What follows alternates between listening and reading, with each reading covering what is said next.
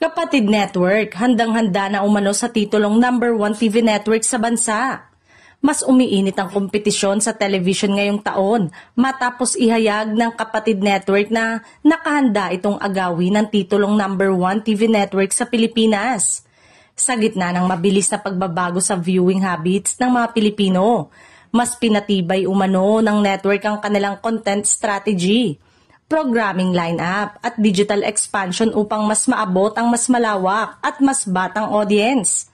Ayon sa mga insiders, naglaan ang Kapatid Network ng mas malaking pondo para paggawa ng high-quality shows, mas pinalakas na news coverage at sariwang entertainment programs na handang tumapat sa pinakamalalaking kalaban sa industriya. Kasabay nito, agresibo rin ang kanilang pagpapalawak sa social media at iba't ibang online platform upang mas mapalapit sa mga manonood, lalo na sa digital-savvy generation. Ilan sa mga inihahandang proyekto ay mga bagong palabas, collaborations at pagpasok ng mga bagong talento at bigating personalidad na inaasang magbibigay ng panibagong sigla sa kanilang programming.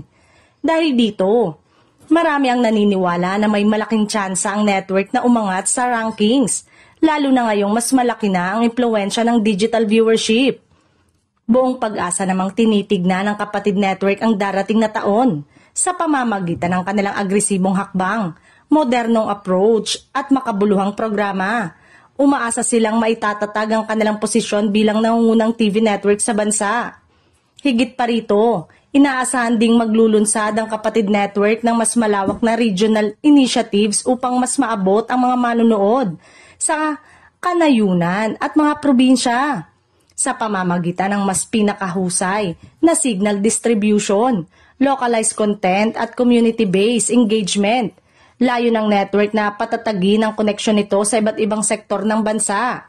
Isang hakbang na maaari pang magpalakas sa kanilang tsansang maging nangungunang network sa 2026.